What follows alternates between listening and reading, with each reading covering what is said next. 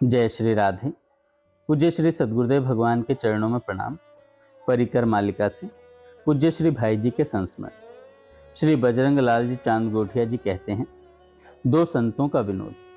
भूदान यज्ञ के प्रवर्तक संत श्री विनोबा भावे का श्री भाई जी के प्रति बड़ा सौहार्द था। एक बार श्री विनोबा जी का गोरखपुर के कुष्ठ आश्रम में शुभागमन हुआ। गीता प्रेस गोरखपुर की एक विख्यात संस्था है, अतः वे श्री भाई जी के साथ गीता प्रेस को देखने के लिए आए। वे प्रेस के मुद्रण विभाग को देख रहे थे। श्री विनोबा जी मशीनों पर छपते हुए फर्मों को देखकर आगे बढ़ते चले जा रहे थे और श्री भाई जी कुछ पीछे रह गए। विनोबा जी को आगे बढ़ते देखकर श्री भाई जी ने उनसे कहा, मेरी काया स्थूल है और आपका शरीर सूक्ष्म है। इस पर श्री विनोबा जी ने कहा, काया तो मेरी भी स्थूल होकर सूक्ष्म है, पर आत्मा तो। वे कुछ और कहना चाह रहे थे कि श्री भाई जी बीच में ही बोल पड़े, आत्मा तो न स्थूल है और न सूक्ष्म। इसे सुनकर श्री विनोबा जी मुस्कुरा पड़े और मुस्कुरा पड़े थे श्री भाई जी भी। श्री राम निवास जी पोद्दार कहते हैं, कलकत्ता निवासी श्री राम निवास जी पोद्दार जगत की दृष्टि के समक्ष आए ही नहीं। जगत के लोग उन्हें जान नहीं पाए। वे लोगों को समझ से दूर ही रहे। लक्ष्य तत्पर महापुरुषों ने कभी कभी ऐसी अभिलाषा व्यक्त की है कि मैं विदा हो जाऊं। तत्पर महापुरुषों ने कभी कभी ऐसी अभिलाषा व्यक्त की है कि मैं विदा हो जाऊं। संसार से अनदेखे अनजाने अन गए ही। इस अभिलाषा का चरितार्थ रूप देखने को मिलता है श्री राम निवास जी पोद्दार के जीवन में। वे आजीवन एकांत प्रेमी रहे, न कोई साथी और न कोई संगी, न बहुत प्रपंच और न अधिक प्रवृत्ति। साधारणतः लोग यही करते हैं कि जैसे वे संसार में आए थे वैसे ही थे, संसार से चले गए। उनका आना भी साधारण और उनका जाना भी साधारण, पर वे लोग जान नहीं पाए कि साधारण से लगने वाले श्री राम निवास जी का अंतरंग जीवन कितना असाधारण था। यदि उनके जीवन के तथ्यों की जानकारी उनके परिवार के लोगों से नहीं मिल पाती तो उनके असाधारण तत्व की ओर वस्तुतः दृष्टि जाती ही नहीं। उनके सुपुत्रों सुपुत्रियों आदि से बातचीत करते समय जो तथ्य ज्ञात हुए, उन्हीं के आधार पर यहाँ कुछ लिखने का प्रयास कर रहा हूँ। उनके परिवार के लोगों से जो बातचीत हुई वह सर्वथा अनौपचारिक थी, पूर्णतः पारस्परिक थी और इसी कारण उन तथ्यों की जानकारी मिल पाई। बातचीत के समय जब सहजता होती है तभी वे अंतरंग तथ्य सहज रूप से व्यक्त हो पाते हैं। श्री राम निवास जी पोद्दार का आरंभिक जीवन अत्यंत साधारण था। जब उन्होंने गृहस्थ आश्रम में प्रवेश किया तब उनका सोचना बोलना उठना बैठना चलना फिरना वस्तुतः एक सामान्य सांसारिक व्यक्ति के समान था। उनकी शिक्षा अल्प थी, संभवतः वे इंटरमीडिएट पास थे। उन दिनों जासूसी उपन्यास पढ़ने में अधिक रुचि रहा करती थी। परिवार के भरण पोषण के लिए व्यापार करना ही पड़ता था। पहले उन्होंने तीसी का व्यापार किया, फिर कपड़े का व्यापार किया, पर व्यापार में पैर जम नहीं पाया। इसके बाद बीमा का काम किया और फिर शेयर की दलाली का काम किया। इन धंधों से कमाई इतनी ही हो पाती थी जिससे परिवार का निर्वाह साधारण रीति से हो जाए। परिवार में धर्मपत्नी के अतिरिक्त 3 पुत्र और 2 पुत्रियां थीं। एक हिंदू परिवार में जन्म लेने के कारण श्री राम निवास जी पर वैष्णवता के संस्कार तो थे, पर जीवन के आरंभिक दिनों में अध्यात्म संबंधी न कोई जिज्ञासा थी और साधनात्मक जीवन की ओर न कोई रुझान था। अवश्य अपनी जीवन संगिनी की दृष्टि से वे बड़े भाग्यशाली थे। जीवन के अंतिम दिनों में वे अपने बच्चों से कहा करते थे, तुम्हारी माँ ही मेरी गुरु है। आध्यात्मिक जीवन में मेरा जो प्रवेश हुआ, जो प्रगति हुई, इसका श्रेय तुम्हारी माँ को है। उनके मझले पुत्र श्री कृष्ण मुरारी ने बताया, मेरे पिताजी का अध्यात्म की ओर मुड़ जाना मैं एक चमत्कार ही मानता हूँ। यह तो ऐसा ही है मानो पश्चिम की ओर जाते जाते कोई अकस्मात पूर्व की ओर चलने लगे। अंतिम दिनों में भगवत चर्चा और रास पंचाध्याय के अतिरिक्त उनके जीवन में कुछ रह ही नहीं गया था। मेरे पिताजी के जीवन में यह महान परिवर्तन आया मेरी माँ के कारण और उनको आध्यात्मिक जीवन में अपूर्व सफलता मिली पूज्य श्री भाई जी के कारण। पूज्य श्री भाई जी तथा श्री राम निवास जी दोनों ही पोद्दार वंश के हैं, पर दोनों की वंश शाखा अलग अलग है।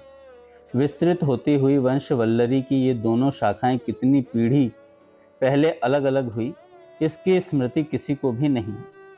वंश की दृष्टि से दोनों मूलतः एक ही हैं, किंतु दोनों की निकटता का हेतु पोद्दार वंशीयता नहीं अपितु भगवदीयता है।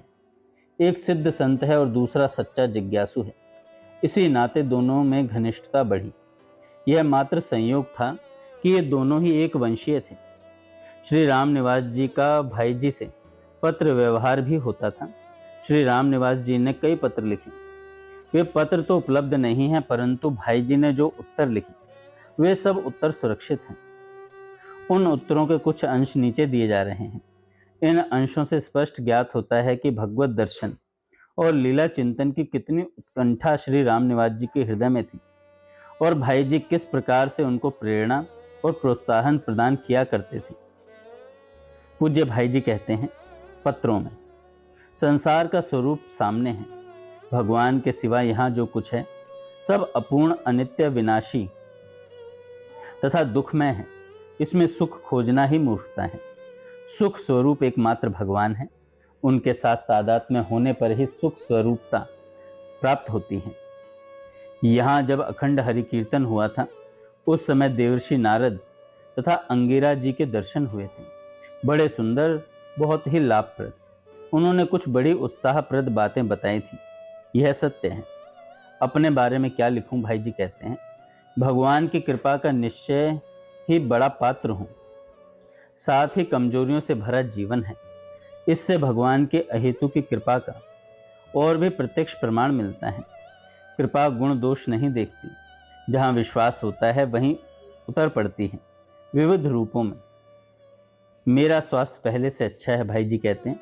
आप आत्मीय हैं, इससे आपको मेरी चिंता होना तो स्वाभाविक ही है, परंतु इस शरीर की चिंता करना व्यर्थ है।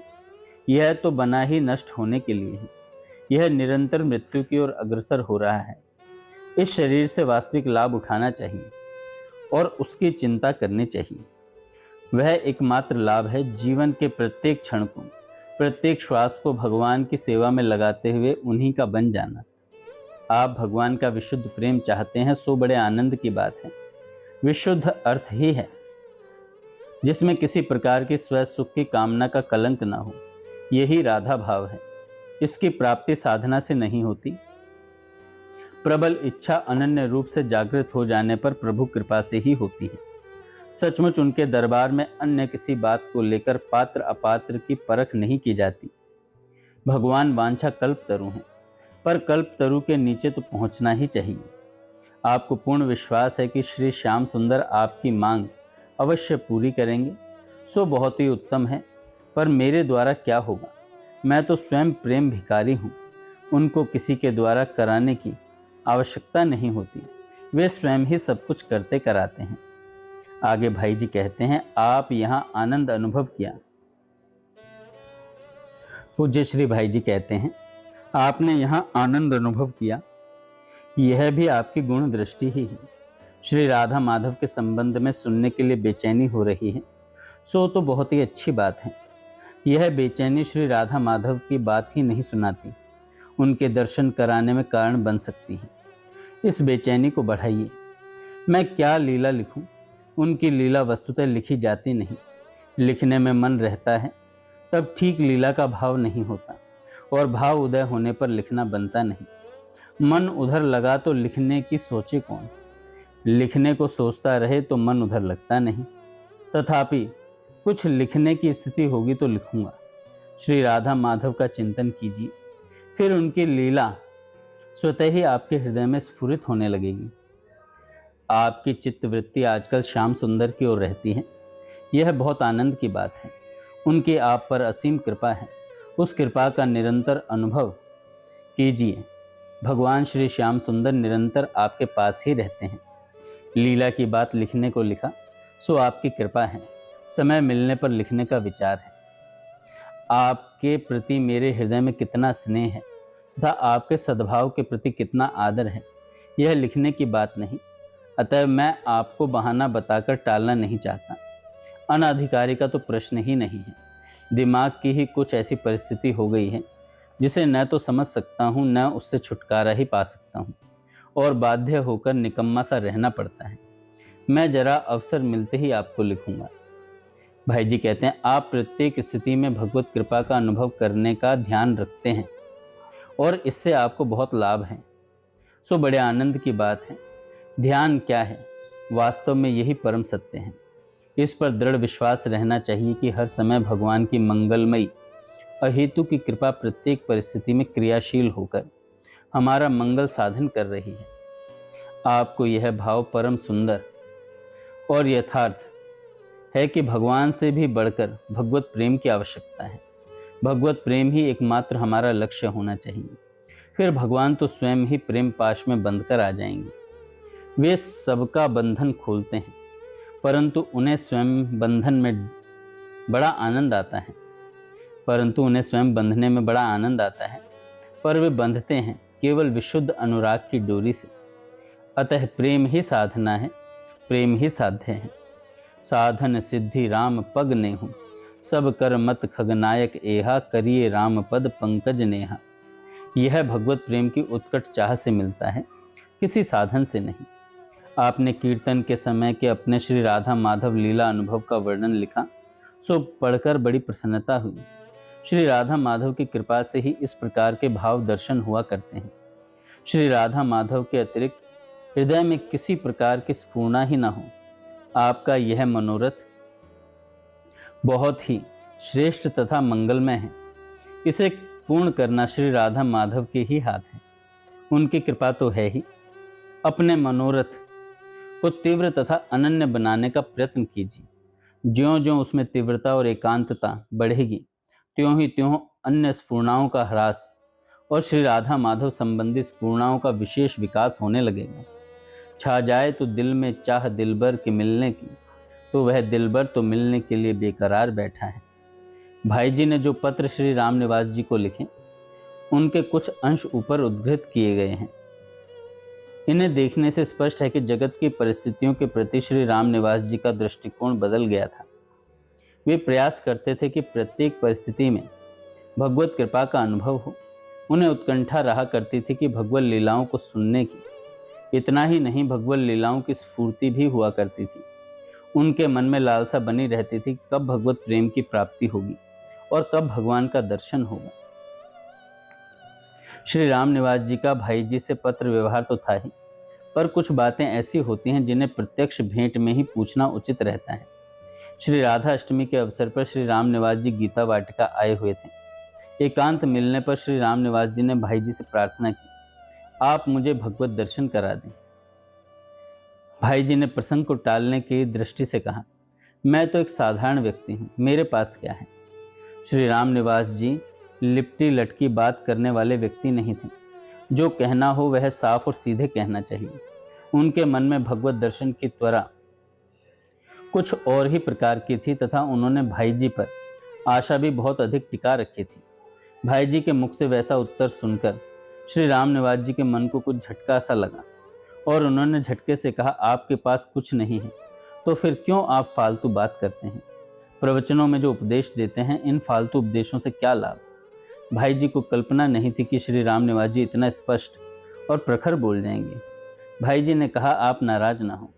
श्री राम निवास जी बोले, नाराज कैसे नहीं हूँ, आप तो सही प्रकार से बात ही नहीं करते। आज अच्छे अटपटे भक्त से भाई जी की बातचीत हो रही थी। भाई जी ने कहा, अच्छा, आपका काम हो जाएगा। इस आश्वासन के मिलते ही हृदय को बड़ी शीतलता मिली। बड़े विनम्र स्वर में श्री राम निवास जी ने फिर पूछा, कब होगा। भाई जी ने कहा, यह बात मैं आपको फिर कभी बाद में बताऊंगा। श्री राम निवास जी को यह आश्वासन क्या मिला, जीवन की साधना को एक सहारा मिल गया। बड़े प्रसन्न मन से श्री राम निवास जी गोरखपुर से कलकत्ते आए। कुछ समय बाद भाई जी का कलकत्ते शुभागमन हुआ।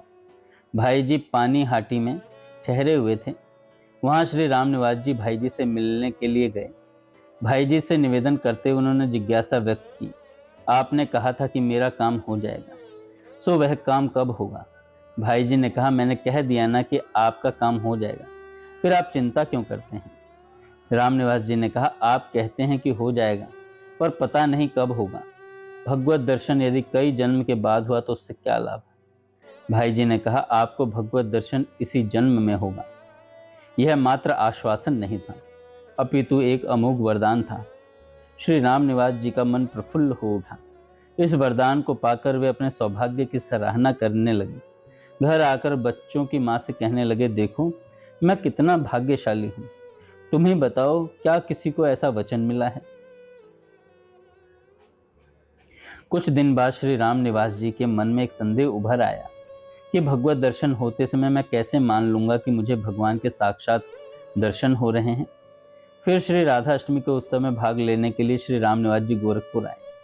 संयोग की बात, जिस कमरे में ठहरे हुए थे वहीं पर भाई जी आ गए। श्री रामनिवास जी ने भाई जी को प्रणाम किया और बैठने के लिए उच्च आसन दिया। स्वतः ही एकांत का अवसर मिल गया था।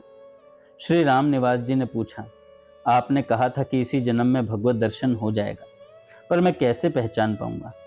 भाई जी ने समझाना आरंभ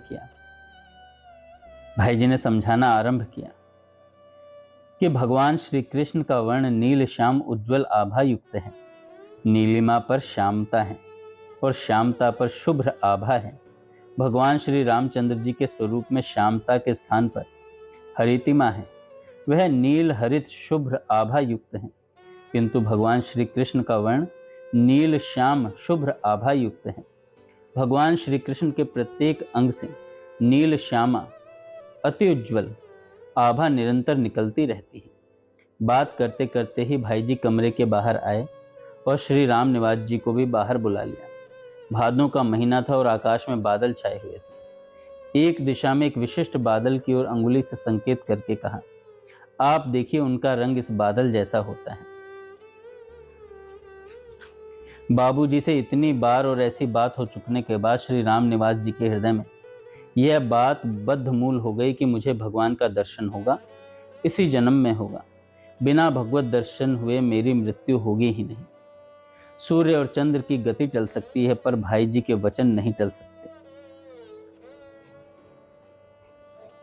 सन 1972 में वे बहुत बीमार हो गए। उनका जीवन आशा और निराशा के बीच झूल रहा था। घर वालों को व्यग्र देखकर उन्होंने कहा, तुम लोग चिंतित क्यों हो रहे हो? अभी मेरी मृत्यु नहीं होगी, इसलिए कि अभी तक मुझे भगवान का दर्शन नहीं हुआ है। जय श्री राधे। आगे हम कल सुनेंगे।